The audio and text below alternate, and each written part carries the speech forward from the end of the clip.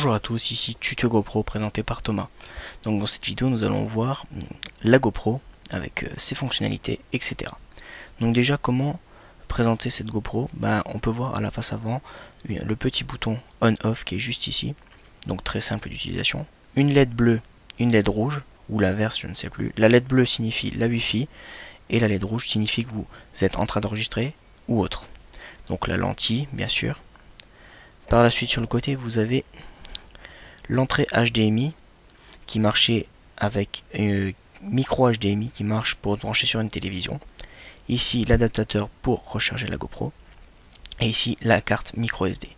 Ici vous avez aussi le nouveau micro qui permet d'enregistrer de meilleure qualité.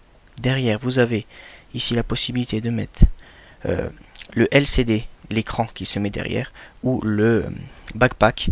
Donc c'est une batterie qui tient un peu plus de 3 heures. Juste ici vous avez la batterie, donc il faut juste tirer et ouvrir. Ensuite sur le côté là vous avez le deuxième micro et le logo Wi-Fi, donc qui permet d'activer la Wi-Fi. Donc voilà, on vient devant et maintenant on va l'allumer. Donc très simple, on appuie sur le bouton et là on voit la lumière rouge qui est en bas, elle a clignoté. Donc comme on peut le voir, on tombe déjà sur cette interface. Donc là si j'appuie sur le haut, hop, ça va filmer. Donc voilà, c'est très simple. Et là il m'annonce le nombre de secondes et vous avez ici le, je vais essayer d'optimiser la caméra.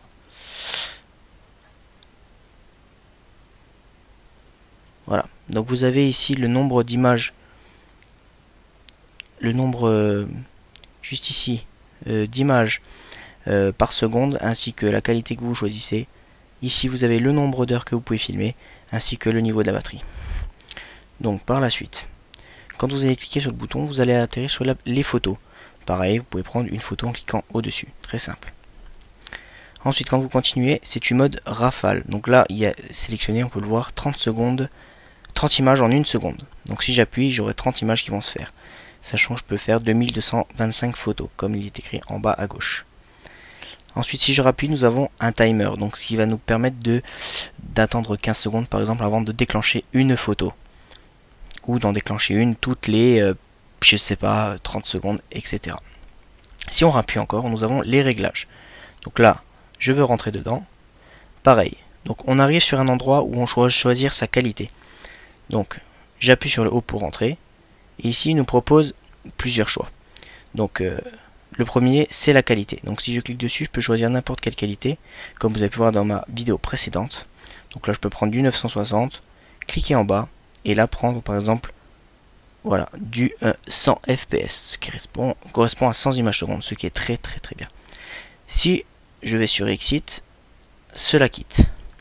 Ensuite, juste à cliquer pour passer au suivant. Donc ça, si vous rentrez dedans, vous pouvez choisir en fait le nombre de mégapixels que vous voulez accorder à l'appareil photo. Donc moi je mets 12.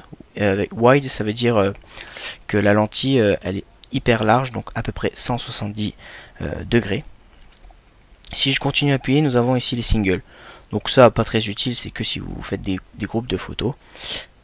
Pareil, ici vous avez du 30 images secondes, donc vous pouvez choisir du 30 images toutes les 2 secondes ou toutes les 3 secondes.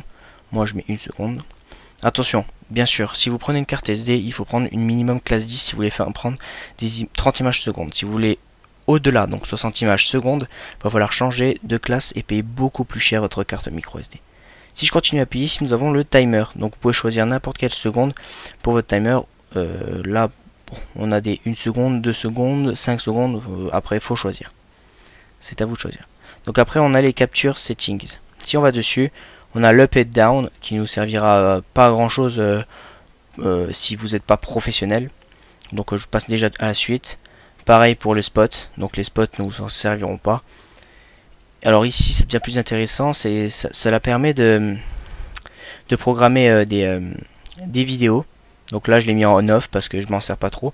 Mais si vous êtes par exemple sur un jet ski, vous pouvez vous en servir, de l'activer de temps en temps, ou sur un bateau, etc. Ici vous avez le mode continu pour filmer. Et cela va permettre de filmer continuellement jusqu'à quand il n'y ait plus de batterie. Sachant que si la GoPro se coupe parce qu'elle n'a plus de batterie, la vidéo s'enregistre automatiquement. Après nous avons le ProTune. ProTune, ça permet de faire des vidéos de haute qualité professionnelle. Donc à utiliser pas quand il fait jour, mais à utiliser par exemple dans une voiture, quand vous faites sur circuit, je ne sais pas. En fait, c'est à utiliser dans un endroit où il y a du sombre et de la lumière. Donc ça va permettre à ce mode de pouvoir régler l'intensité de la lumière selon, par exemple, si vous mettez la GoPro dans la voiture, ça permet de voir l'intérieur et l'extérieur de la voiture, alors que si on prenait l'autofocus à l'intérieur de la voiture, on ne verrait rien à l'extérieur et inversement. Donc si je continue, on a Exit, donc je vais quitter. Ici nous avons les setup. Donc setup, ici on a du défaut pour l'appareil photo, ce qui permet de choisir ici le bouton là pour éteindre. Ensuite on a le bouton 1, donc moi je l'appuie sur off, ça permet de pouvoir capturer, donc c'est celui qui est juste au-dessus, le rouge ici, qui permet de prendre la photo. Donc par la suite vous cliquez pour continuer. Alors ici c'est en NTSC pardon, PAL, ce qui permet d'être lu sur beaucoup d'ordinateurs. Je conseille de le laisser. Pareil ici, laisser sur on, il ne faut pas toucher. Les LED, ça permet de choisir combien vous voulez de LED quand vous appuyez pour prendre une vidéo ou une photo. Donc ici il y a une LED ici, une LED au-dessus, une LED derrière et une LED en dessous. Donc c'est pratique quand vous êtes sous l'eau, vous voulez savoir si vous avez bien pris la photo, etc. Pareil ici, moi j'ai désactivé le son parce que ça fait vraiment beaucoup de bruit, mais vous pouvez régler l'intensité du son. Si on continue, on a le manuel, l'option manuelle pour démarrer la GoPro, donc ça je l'ai laissé off. Ici vous avez la date à régler et vous pouvez quitter. Ensuite vous avez les paramètres de la Wi-Fi, juste à activer off on. Dans la prochaine vidéo je vous montrerai comment connecter votre GoPro à l'iPhone ou smartphone. Et vous verrez aussi d'autres choses intéressantes.